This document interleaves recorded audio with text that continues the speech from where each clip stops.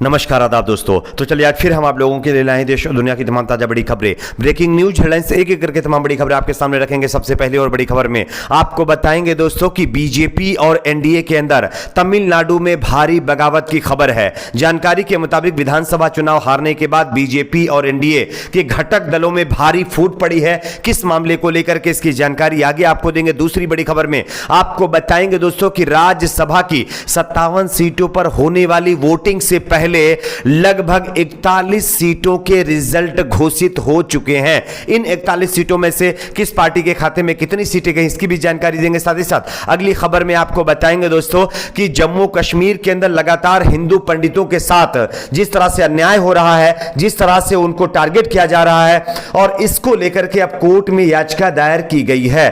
क्या है कोर्ट से खबर, इसकी भी जानकारी देंगे। साथ ही साथ अगली बड़ी खबर में आपको बताएंगे दोस्तों मोदी सरकार की पोल खुद उनके ही सांसद ने खोलकर रख दी है। देश में विकास के बड़े बड़े दावे करने वाली मोदी सरकार को लेकर के बीजेपी के एक सांसद ने जो खुलासा किया है वो चौंकाने वाला है। इस खुलासे के बारे में भी आगे जानकारी देंगे। साथ साथ अगली बड़ी खबर में आपको बताएंगे दोस्तों कि वाराणसी की ज्ञान वापी मस्जिद के बाद अब धरारा मस्जिद को लेकर के भी कोर्ट में याचिका दायर की कर दी गई है और कोर्ट से इस मामले को लेकर के बड़ी खबर है, इस पर भी जानकारी देंगे। साथ ही साथ अगली बड़ी खबर में आपको बताएंगे दोस्तों कि नबी की शान में गुस्ताखी करने वाली गुस्ताखे रसूल भाजपा प्रवक्ता नुपुर शर्मा की बड़ी मुश्किलें। अब उत्तर प्रदेश के अंदर भी नुपुर शर्मा के खिलाफ एक तहरीर दी गई है, इसको लेकर के भी तो ताजा अपडेट, इस पर भी जानकारी देंगे। साथ ही साथ अगली बड़ी खबर में आपको बताएंगे दोस्तों कश्मीरी पंडितों को जिस तरह से लगातार जो टारगेट किया जा रहा है, इस मामले पर मोदी सरकार और खास करके गृह मंत्री अमित शाह ने बड़ा फैसला किया है। क्या इनका फैसला, इस पर भी जानकारी देंगे। साथ ही साथ अगली बड़ी खबर में आपको बताएंगे दोस्तों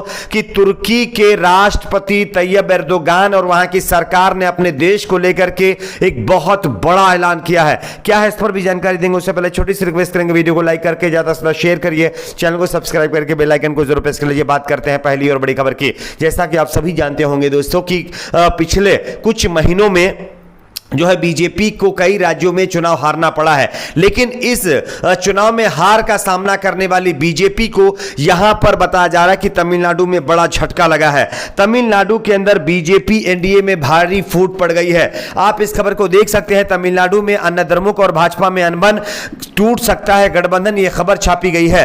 राष्ट्रीय जनतांत्रिक गठबंधन राजग में सहयोगी होने के बावजूद तमिलनाडु में अन्नाद्रमुक और भाजपा के बीच वाक युद्ध चल रहा है। अन्नाद्रमुक के पूर्व मुख्यमंत्री के पलानीस्वामी ने भाजपा की तमिलनाडु इकाई के उपाध्यक्ष एस दुराईस्वामी की आलोचना करते हुए दावा किया है कि भाजपा के 4 विधायक अन्नाद्रमुक विधायकों की तुलना में विधानसभा में अधिक मुखर थे।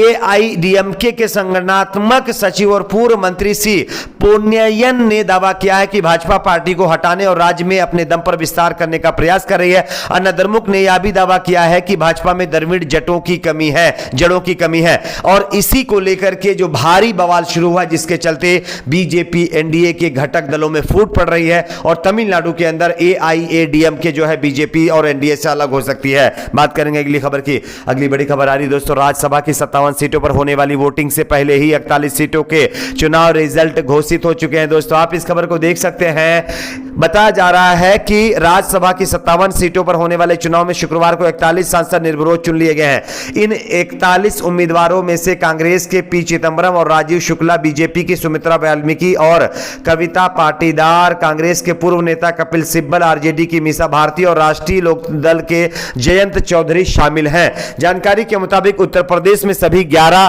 तमिलनाडु में 6, बिहार में 5, आंध्र प्रदेश में 4, मध्य प्रदेश और उड़ीसा में 3-3 और छत्तीसगढ़, पंजाब, तेलंगाना और झारखंड में 2-2 और उत्तराखंड में 1 उम्मीदवार बिना किसी मुकाबले के निर्वाचित हो गया है। निर्विरोध निर्वाचित घोषित किए गए 41 उम्मीदवारों में से 14 बीजेपी के खाते में सीटें गई हैं, जबकि 4 कांग्रेस और वाईएसआर कांग्रेस के खाते में गई हैं, जबकि डीएमके और बीजू जनता दल के 3 उम्मीदवार जो है चुनाव जीते हैं। आम आदमी पार्टी और आरजेडी तेलंगाना राष्ट्र में यानी टीआरएस, अन्नाद्रमुक के 2-2 और जेएमएम और समाजवादी पार्टी रालोद के 1 नेता तथा निर्दलीय कपिल सिब्बल शामिल बताए जा रहे हैं। तो यह ताजा अपडेट सामने आ रही है जो कि 41 सीटों के रिजल्ट की है। बात करेंगे अगली खबर की। अगली बड़ी खबर यहां पर आ रही है दोस्तों जम्मू कश्मीर के अंदर जिस तरह से कश्मीरी पंडित आज दर दर भटक रहे हैं और अपनी सुरक्षा को लेकर के सड़कों पर बैठे हुए हैं और मोदी सरकार इस पूरे मामले पर विफल होती हुई नजर आ रही है। इस बीच खबर आ रही है जब मोदी सरकार से कोई भी जो है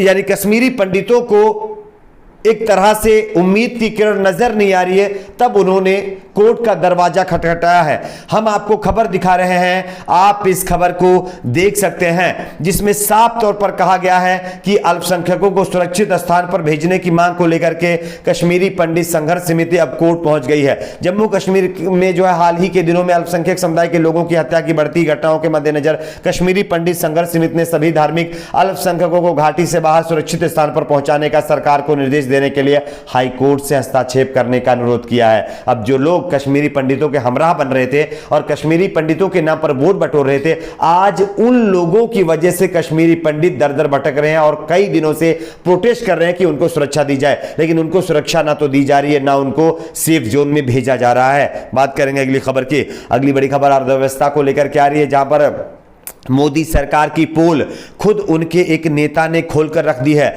आप इस खबर को देख सकते हैं। भाजपा नेता सुब्रमण्यम स्वामी अक्सर मोदी सरकार की नीतियों पर सवाल खड़े करे रहते हैं, लेकिन इस बीच जो मोदी सरकार दावे करती है कि जब से मोदी सरकार सत्ता में आई है तब से देश में विकास की गंगा बह रही है, लेकिन इस विकास की गंगा के दावों की पोल खोलते हुए सुब्रमण्यम स्वामी ने एक ट्वीट करके बड़ा खुलासा कर दिया है।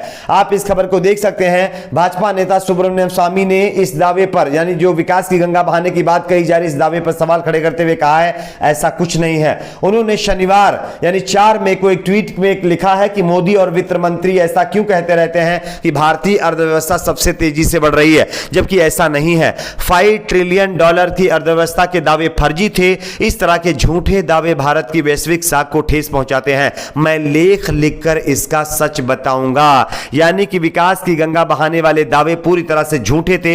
ये खुद बीजेपी के सांसद सुब्रमण्यम स्वामी खुद ट्वीट के जरिए कह रहे हैं। बात करेंगे अगली खबर की। अगली बड़ी खबर दोस्तों यहां पर आ रही, ज्ञान व्यापी मस्जिद के बाद अब वाराणसी के अंदर एक और मस्जिद को लेकर के विवाद खड़ा हो गया है।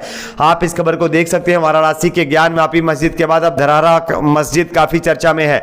यह मस्जिद वाराणसी के पंचगंगा घाट पर स्थापित है। इस मस्जिद का अपना काफी प्राचीन इतिहास है। कहा जाता है कि बिंदु माधव मंदिर को तोड़कर इस मस्जिद को बनाया गया था। वाराणसी के अंदर बताया जा रहा है कि ज्ञान वापी मस्जिद के बाद इस मस्जिद को लेकर के भी कोर्ट का दरवाजा खटखटाया गया है, जिस पर 4 जुलाई को कोर्ट सुनवाई करके इस पर भी फैसला सुना सकता है। बात करेंगे अगली खबर की। अगली बड़ी खबर आ रही है दोस्तों, भाजपा प्रवक्ता जो नबी की शान में गुस्ताखी करने वाली नुपुर शर्मा है, इसकी मुश्किलें बढ़ गई हैं दोस्तों। उत्तर प्रदेश के अलीगढ़ में एक तहरीर इसके खिलाफ दी गई है और इसकी गिरफ्तारी की मांग की गई है। बात करेंगे अगली खबर की। अगली बड़ी खबर जम्मू कश्मीर से आ रही है, जहां पर लगातार कश्मीरी पंडितों को जिस तरह से टारगेट किया जा रहा था, इस मामले पर मोदी सरकार ने बड़ा फैसला लिया है। 177 कश्मीरी पंडितों शिक्षकों को घाटी से बाहर तबादला करने का ऐलान गृह मंत्रालय की तरफ से किया गया है। बात करेंगे अगली खबर की। अगली बड़ी खबर आ रही है दोस्तों तुर्की तरफ से। तुर्की के राष्ट्रपति, वहां की सरकार ने अब तुर्की देश का नाम बदल करके तुर्की कर दिया गया है। आपकी अपनी क्या राय नीचे कमेंट बॉक्स में जरूर बताएं। वीडियो को लाइक शेयर सब्सक्राइब जरूर करें।